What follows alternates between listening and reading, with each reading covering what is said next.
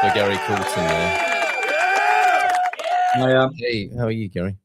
I'm pretty good, actually. Yeah, it's been a good week. Good. I should ask you, how was your anniversary? Oh, excellent. Yes, on Monday, May the 4th. It's an easy one for me to remember. Yeah. May the 4th be with us. And yeah, it was great.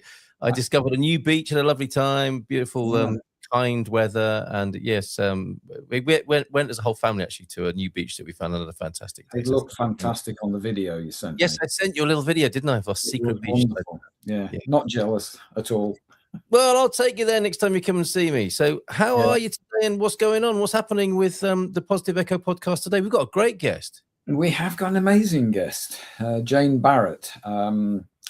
We're very, very lucky and privileged to have her with us this afternoon. I mean, a lot of things we've talked about in the past have related to aging, but they tended to be very personal views. This is going to take a more global look at aging and how it should happen, not necessarily how it is happening. But Jane's going to educate us, and we'll sit basking in her knowledge. One thing I'd like to start with, though, is a little snippet I found today, which is to quote, by 2030, 4 years away, 1/6 of the adults on the planet will be older than 60 years. 1/6. And almost a half of the adults will be over 50. That's quite an extraordinary. And we're not really planning for it. We're not designing. Of course we're not. Wow. Okay. Well, Jane, I imagine Jane will have a view or two. Yeah, I'm sure she will. Bob's ready. This looks interesting, says Bob, for sure. I was just journaling today about my mindset difference between being 72 years old in a month and actually having, this is a different way of looking at it, isn't it? Having 72 years for him is 50 years of age plus 22 years of experience. So there are different ways of looking at this. Yeah. It's our great pleasure to welcome Jane to help us with some extra and wise and interesting views on the subject matter. Forgive the raucous applause, Jane. Good afternoon. Look, I'll accept it. Thanks very much, Carl, and it's great to be with you today. Yeah, lovely to see you here, Jane. And it's always, the backstory is always fascinating to find out how Gary found you, such that you would be kind enough to be with us this afternoon. Well, as usual, it seems to be usual, we discovered each other on Substack, and it was through a group called Advantages of Age that I got more and more posts from people who were invested in the study of age, helping people get through their advancing years. And it struck me that most of them were about the individual experience of what it is to age, either the mental experience or the physical. And I came across Jane's writing because it's much broader than that. And her outlook on life and the challenges of aging are more global. And I thought we have to have this view on the podcast. Hopefully, in the end, we'll have a more positive view of aging at the global level. But we're going to learn this afternoon. That's why I'm here, and also enjoy the conversation. So that's how we met up. Great. Well, thanks for being here, Jane. I know Gary's got a lot of questions. Can I jump straight in, Gary? Will that break your flow? Yeah. How did you get into this work, Jane? I mean, presumably this isn't one of those career options, generally speaking, is it? When you're a little girl sitting on your bed thinking what you're going to be, being an authority on aging might not have been one of them. How did you get into this ultimately? Oh no. I mean, nobody. Oh no. Look, let's be real. I mean, nobody says, "Woohoo! Let's study aging." Look, but it's not. I grew up in a family in a place called Perth, Western Australia, one of the most isolated cities in the world. Right. And my brother Paul had a profound disability, from birth. And so I was in the role of caregiving, and I've written a little bit about that in the Substack. But that caregiving kind of took me into other places, and I started to become very curious. about aged care. Mm-hmm. So in my earlier career, I spent time managing aged care facilities, looking into policy. But then when I took the job as Secretary General for International Federation on Aging, then it just opened up a whole window of opportunities to learn and be connected, globally. So, no, you're right, Carl. I didn't wake up and go, woohoo. I think there was something, Carl, that said to me, I don't want to talk about older people. I don't want to be older people, when I was 30. But now I certainly think differently.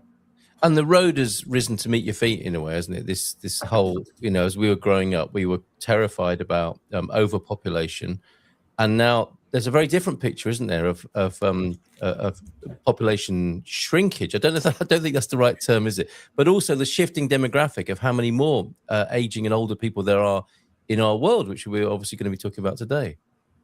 But isn't that incredibly exciting? We talk about the rapid global population aging, right? Mm-hmm. Yeah. And, it really, Europe, has grown older, mm-hmm. and it's been rich at the same time. Whereas if we think about the global south, then it's growing older, but it's not rich. And so you're seeing this disparity around the world. But when we talk about population aging and the average life expectancy, I say celebrate. Mm-hmm. Celebrate because of the medical advancements. But we often say, I see in the literature, it's poorly understood. I refute that. We have a lot of data around growing older, but we look at it through the wrong lens. And I'll explain that. We look at it through the health lens. Oh, the burden of older people, right? Yeah. We look at through the social lens. Oh, loneliness, despair, burden. What I'm here for, and also for Gary and you, is flipping it. The glass half full kind of ideology, because I truly believe that aging will reveal the moral design of our society. Ooh. The way. Sorry to interject. That's so exciting. But that's what we're dealing with, and that's what I write about, and that's what I'm passionate about. Because for the last 25 years, 30 years, I've been at the forefront of development of policy and bringing stakeholders together, talking with governments, working with WHO. So I can now sit back and go, well, what we were doing then is not where we are now. And so I think we need to really, I don't say change the narrative or reframe, because we've used those words. We actually need to move into action. Very, very good. How exciting. Because I must admit, I've just fallen for the narrative.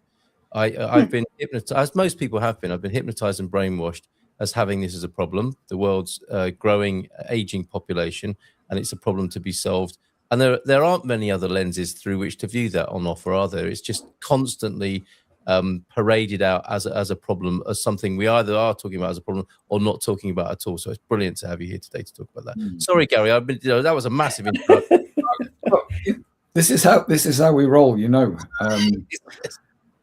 As ideas and thoughts come to us, we ask questions. We've got a few things that I'd like to have as kind of springboards. And I read your about on Substack, and it describes that the arc of aging, your Substack, is written for you, someone who shapes how societies age, aimed at policymakers, advisors, advocates, and institutional leaders who understand the cost of delay. And your writing translates complexity into clarity. It surely does. I recommend it.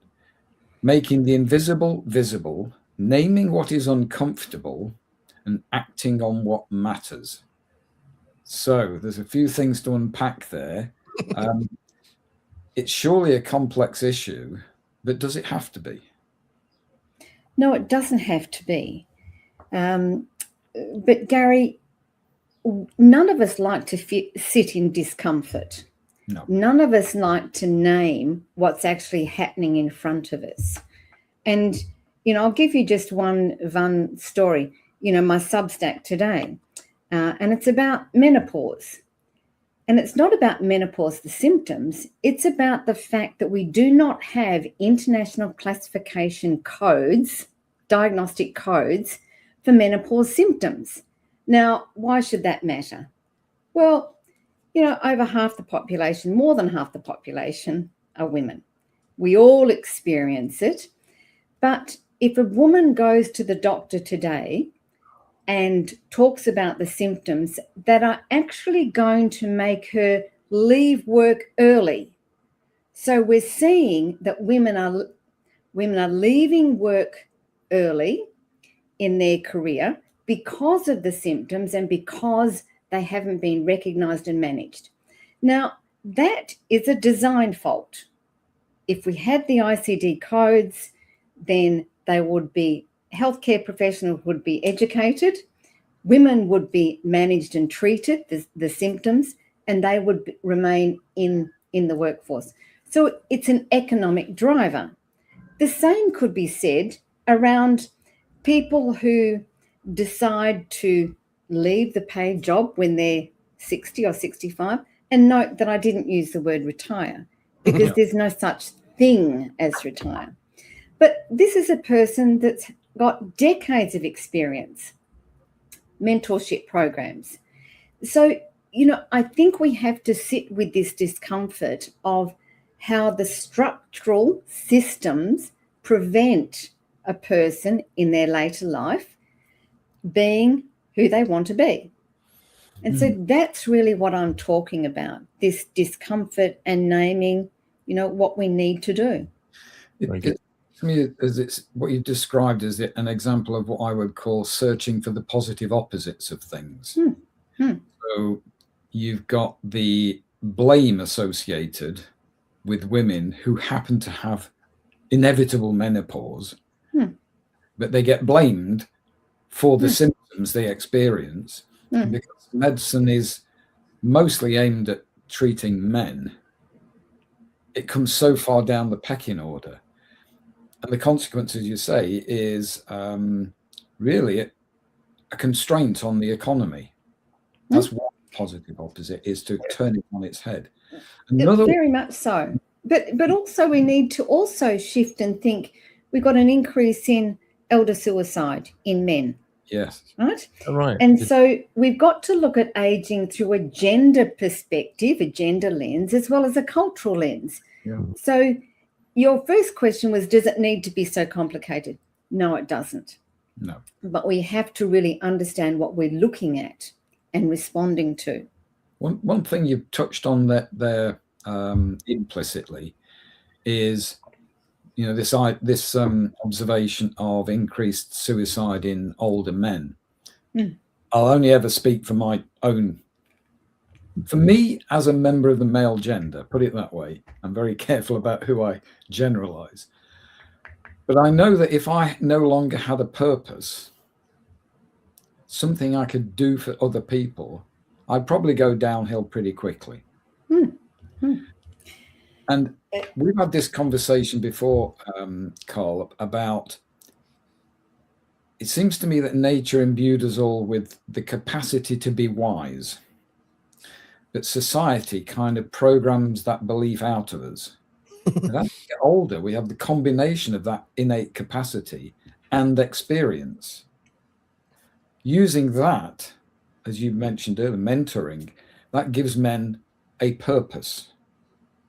So can we flip these inherited concepts on their heads and do something global? Yeah, and we do. But it's very patchy, Gary, and it's very culturally driven. Yeah. So if you think about the Okinawa study, it's a one of the most profound longevity studies in existence. And there's something called ikigai, and it's about purpose, it's about worth, it's about community. And if you look at different cultural groups, the elder, is revered. They have a place in society. they don't have to think, what is my purpose? It's inherently known through the cultural and the moral values of faith and culture.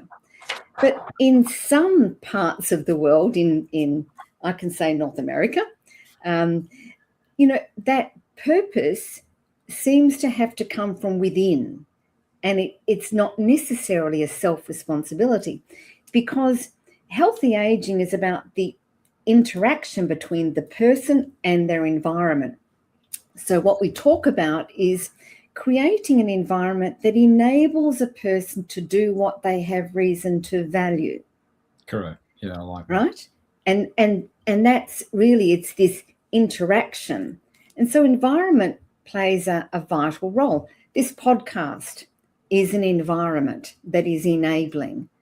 And that's, that is your worth and Carl's worth in creating this platform.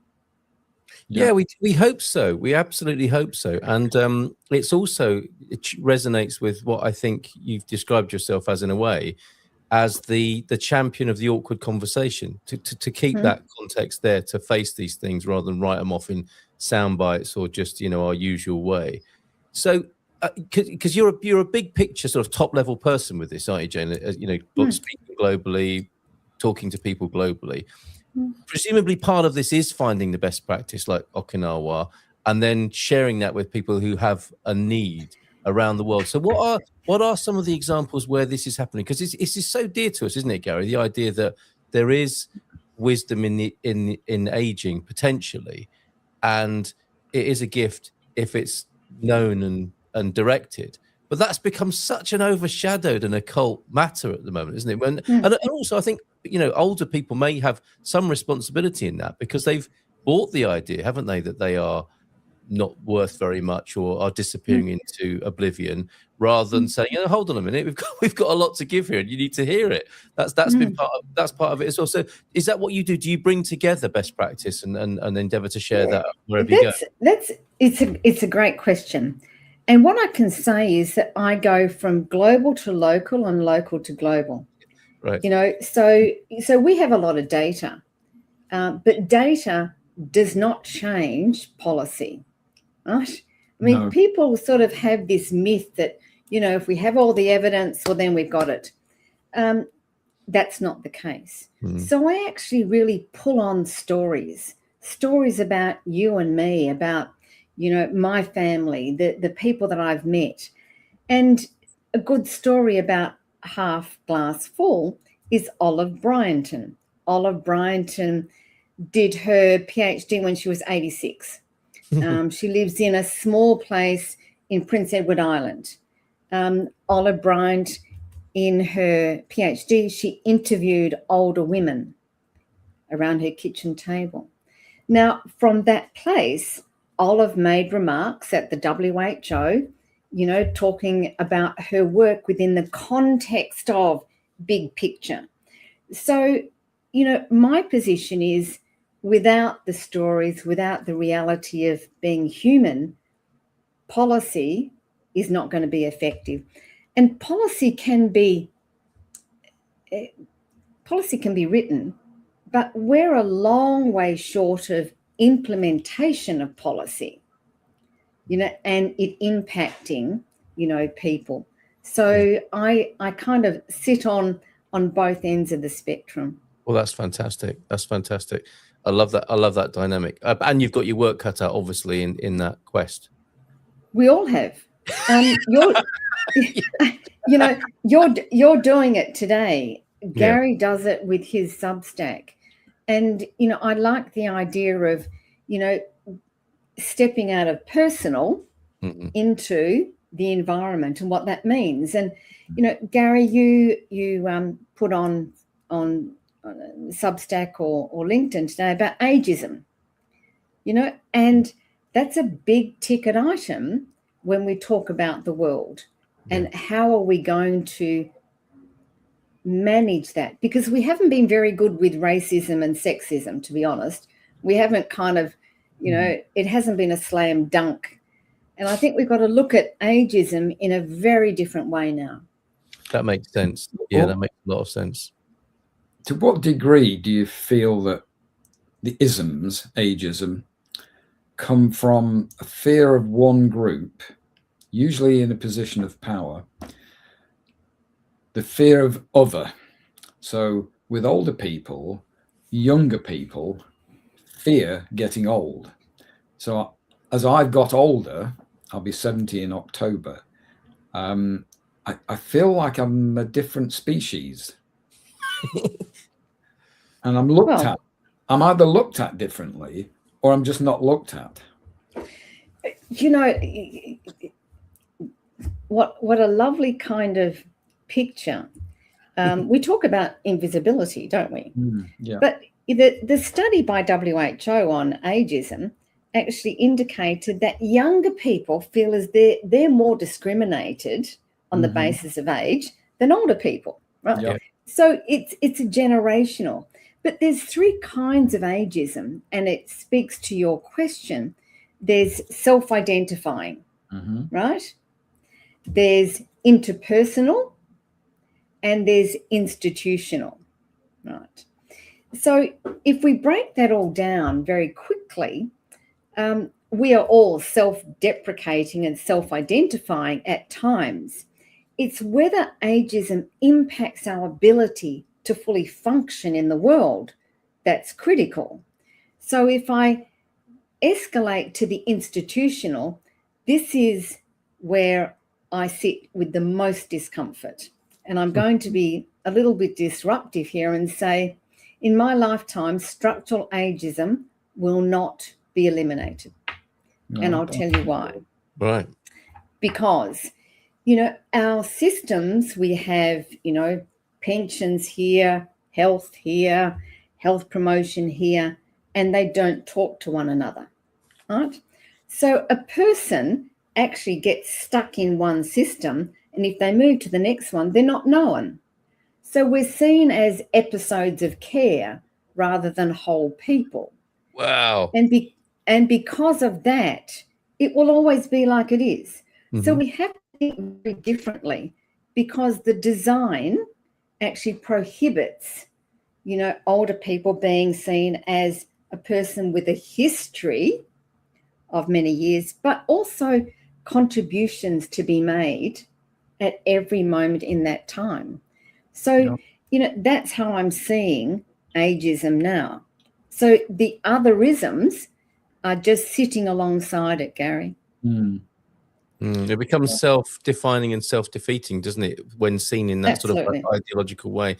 How hopeful are you that the solutions and freedom that we're looking for here in this conversation will be delivered by institutions, organizations, and the sort of corporate level of life, or will it be a groundswell, grassroots thing that elders will just have to bring about themselves, or will it be a bit of both? Do you know what? You've got the hypothesis of my book, which I'm finally finishing. but I can tell you from my perspective, right? It will not come from institutions. I don't think so. And I believe that what is happening in community now is the basis of the counterforce to ageism. Yeah. So if we look at faith and culture, there is very good evidence, that, the Maori culture, the Aboriginal culture, the Inuit, there is a basis for the respect of older people. So it's there, right? If we look at the work around, age-friendly cities and communities or naturally occurring retirement, so there is place. I talked about the person and the environment. So there's place. So I can give you many examples of where this counterforce is actually sitting. But we are depending on structures to change when in fact structures are there because they actually control the economy. Yes. And because of that, we actually need to shift and thinking about older people being economic drivers. Yes. And we see that in China. They are estimating $23 trillion in the silver economy. And the silver economy talks about older people. So they are redesigning their transportation system. You know, technology is a powerful driver, and older people are one of the consumers. Incredible. So yeah, you make that less of a problem and more of a customer, if that's the kind of culture you operate in, which makes complete sense, doesn't it? And strangely enough, it's like we're all, the way you're speaking, to me anyway, to my ears, just sounds like, you know, it's funny because we're a lot of us are boomers and Gen Xers, and it's like we are the counterculture that can happen rather than asking for permission. It's like it's that matter, isn't it, of asking for forgiveness rather than permission, I think, for our generations to make this change. And if you say to a politician, you know, well, the Native American people and the Inuit people are very well treated, and they'll go, oh, that's very nice. Yes, we really should do that. And then they do nothing about it. But if we say that to each other, we might inspire each other to be like that, right? Rather than waiting for the permission and the enabling from the system. I don't have time to wait for permission. Absolutely. You know, I am the change. You are the change. Right, yes. You know, I mean, Gary's not waiting for permission. You know, you are the change. And that's what I certainly testify, you know, in what I'm doing in the latter part of my life. Fantastic. There's echoes of a previous guest, Jessica Friday, and the idea of community-based economies. Linked to community-based economy with an aging autonomy. Now you've got an engine for change, because you end up being independent of the tech bros, frankly, and the billionaires and multimedia, because you come below their radar. I mean, we're not a particularly political podcast, but we're a kind of socio-political podcast. And I've always been interested in how to connect brilliant ideas and processes coming from different directions. And it seemed to me that's a natural interaction, is community-based economies with autonomous aging population. Yeah, but you could also extend it and take out the autonomous. What you're talking about is an ecosystem. Yeah. Right. And these these ecosystems, are diverse and inclusive and culturally accommodating. And it's this humanness that is the counterforce. And so I think that, what you've talked about there, is the basis of ecosystems that exist, but we may name them differently. Yeah. And in whose interest, you don't need to name names, I've kind of alluded to some of them, in whose interest would this be to suppress? Because at the moment, it feels like all these advances in age and the relationship with age are actually being actively suppressed somehow. It's interesting. Not in my world. No. It's interesting. Yeah. And I think some of it, and I can be in that world if I let myself, right? But I'm very conscious that I'm not 30 and I'm not 40 and I'm not 50, and so I have a very clear focus with the information and the thought process that I have, that I use it to the benefit of others. And that is to create the opportunities to have important dialogues that may shift one person's thinking. That's all. Cool. Because what we've got to do is be part of that change. Yeah. It feels like a kind of the potential for a crowdsourcing approach, that if you equip enough people who think like you and perhaps like us with the tools to spread the good word, it will reach that Malcolm Gladwell tipping point, and it will have its own energy. Yes, it has the feel of a movement, doesn't it? I mean, that's what's required, isn't it? For social change. I think movements are the most effective thing ultimately, because it's ideas that are finding their feet on the ground rather than just endless doing and throwing between electorates and their supposed leaders, like social movements. This has the feel. I mean, maybe it's happening already, Jane. I don't know, but do you get a sense of an elder global social movement? There is certainly movement. I mean, from a rights-based perspective, we know that member states, countries are drafting, the development of a UN Convention on the Rights of Older People.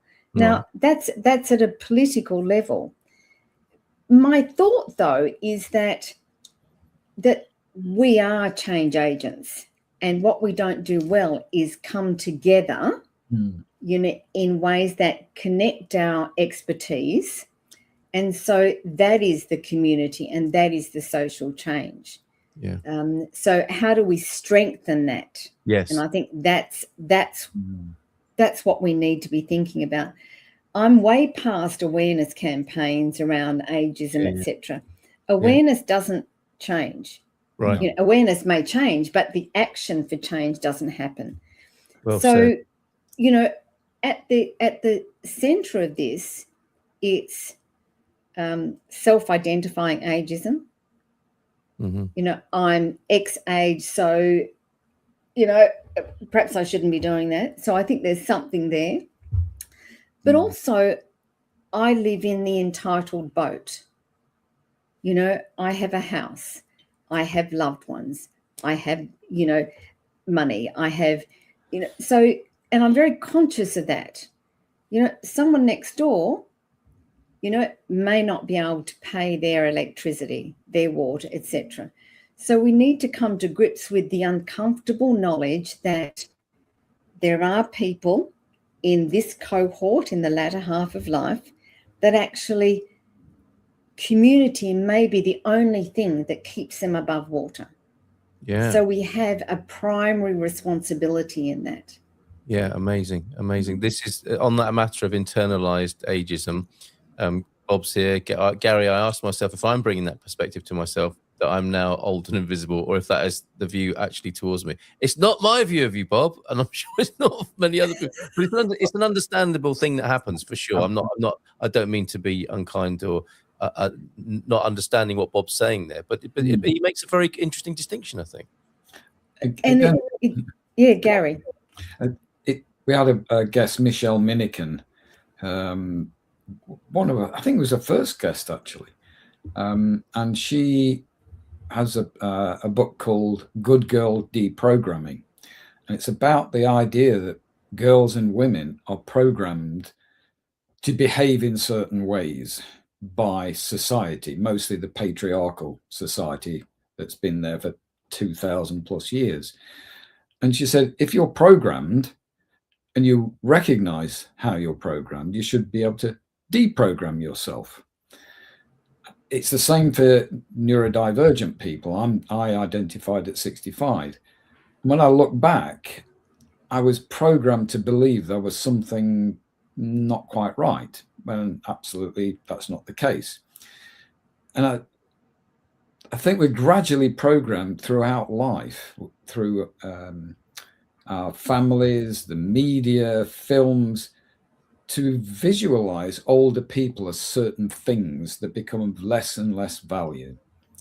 And my hope is that I can contribute to turning that around and show people how to deprogram themselves. Yeah, hell yeah. In certain ways, it might not be totally, but there's a certain freedom comes with, I can manage my internal narrative about getting older, and I don't have to bloody stand for it. Yes, well said. One of the mottos of this movement, perhaps, is like, I don't have time for this shit. Pardon my French. That could be a driver, couldn't it? I mean, you do get to a certain age where you think, I just don't have time for this nonsense, and so you do something about it. That's an incredible catalyst, I think.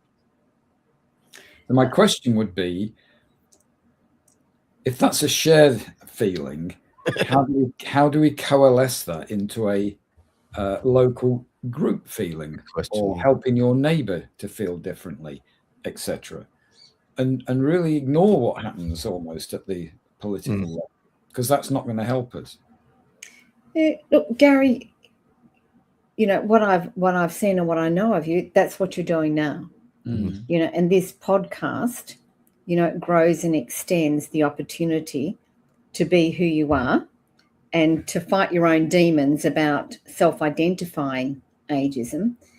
But you are right that it starts very early on. I don't know whether you have signs in the UK, you know, the triangle sign of the watch the old people because there's a crossing. You know, it's a very universal, and that's not the case. So it really is about at every moment questioning, asking, stopping, as you would have done in your 30s, 40s, 50s. You know, and I just want to, I don't know the gentleman's name who put the question forward. You know, there's a difference between being older and being invisible. Yeah. Right? Yeah. And I think absolutely you can feel invisible because the world doesn't recognize who you are. And there is some self-responsibility about this is who I am. And Yes. it's easier to do that with others around you. Yeah. And great question from how much do doctors and drug companies program people? They wouldn't do that. I think that's beyond the scope of my understanding, but I would say no, and no. But that's my own personal opinion. Okay, fair enough. I want to. This might seem a strange tangent, but it's really, I think, a good reflection of what we're talking about. I've taken it upon myself to start a 50+ AI community. I'm 60, but I think that you know the sign you mentioned, the road sign with an old person, a couple, one of them has a walking stick. When I was younger, I thought that was for, you know, that was identifying anyone 50 and over, probably 40 and over when I was really young. And it's amazing how that's changed in our lifetimes. You know how much fitter and weller and different people are in old age. And this AI thing is so interesting because it brings with it all that we're talking about, Jane. I don't know if you agree. It's like, oh, AI is going to be so nice for those poor, lonely old people who can talk to a machine now. It's like, Jesus, God, it must have more in it than that to enable and empower people. So yeah, if you're the victimized, you know, if you've been ageisted, as it were, and you're that sort of feeble old person, you're going to get a patronizing Alexa to keep you company that's going to be prescribed or something like that in a terrible world. Or it's going to be like, my God, this AI technology is so incredible. It could really turbocharge all of us old giffers into doing some amazing stuff. Yeah, look, I'm with you. Patronizing behavior doesn't help anyone at any age. But I would also ask, if we took the word age out of this conversation, would it be any different? And I think it's almost as if we've got to have the conversation. All right, Carl, you're doing an AI over 50. And it's not about age. It's about learning new skills. And it's about, regardless of the chronological age, we all know people who are 40 and not healthy and not well. And we also know people who are 80 who are out there and in the community. So it's about healthy aging and functional ability rather than the age. But I'm with you. I'm ready to join your AI over 50s. Thank you. That's fantastic. One caveat. As an ex career biologist, nature stops using energy when there's no demand for it. So recent studies from MIT, etc., are showing severe cognitive reduction in young people who have developed an obsession, an addiction to AI. So if that is a similar level of effect in older people whose cognition is already somewhat failing, it may amplify some of our issues. Oh, God, yeah. Yeah, definitely. In a different way, for example, my late mother-in-law was losing nouns from about the age of 55, something like that. Losing nouns. Nouns. They're always the first thing to go. Okay. A thingy-majig, a what's it. Yeah. And particularly when you're trying to vocalize. not finding the right words.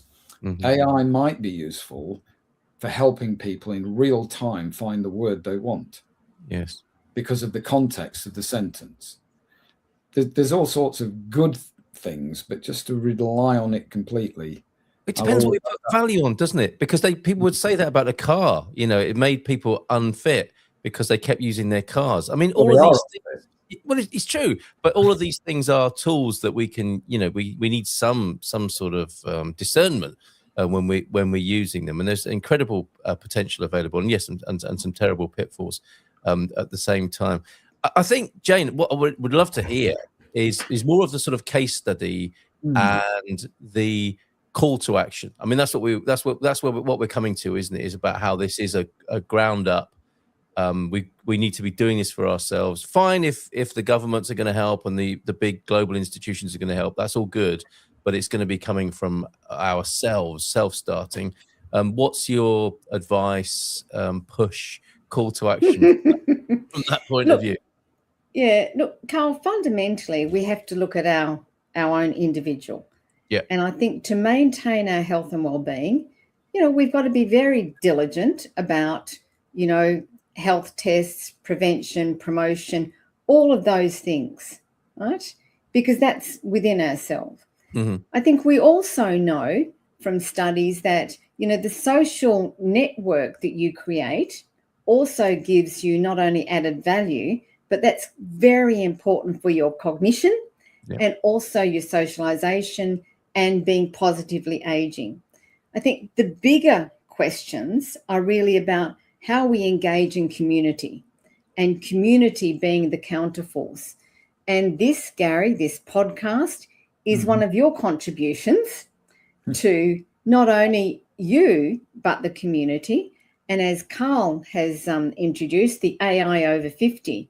So it's about making the connections. You know, what I'm really studying and writing about is how do we make sure that we build continuity across our life? So we're just not known as the episode, but we actually build connections. And that connection is community, and that is the counterforce to ageism and to improving our health and well-being. Fantastic. I thought that was amazing when you identified a way of describing people as episodes, you know, a health episode, or because that's what we can tend to do, isn't it? And that's what's happening so much in our polarized age. You know, that's the vocabulary of all of that, isn't it? Is that it's episodic rather than a process and a continuation, and it misses all the rich context from which we come and in which we exist. That's wonderful, Jen. I really want to put onto the screen your Substack because I love that as well. And it's like you issue a lot of positive age-related haikus on your notes. You're a brilliant note user on Substack. I love these. They are like little poems here, aren't they, or haikus? Yeah, thank you.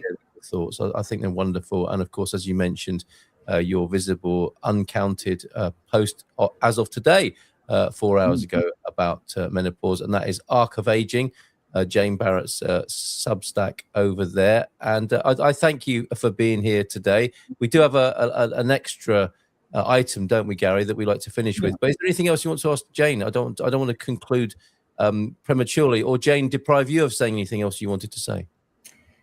Look, I'll just go back to what I said to start with, Gary, and aging will reveal the moral design of our society, you know, here and going forward. So we have to claim the responsibility and move forward to be the change agent. But thank you for asking me here. I've really enjoyed the conversation. Thank you. And we always, if somebody has a book in the pipeline or has a book, it's only our pleasure to plug it. So what will, have you got a title yet? No, it'll be a secret, but it would be a great honor to come back and talk with you about it, because this is the basis of what I've shared with you today. And it's that building momentum as well. We've always said to our guests, we want you to come back at a time when a major change has happened, an advance. So we'll get you in the diary. Yeah, good. Thank you. Well, we've got our own finally now. I think this is what you're sharing today, Gary. Is that right?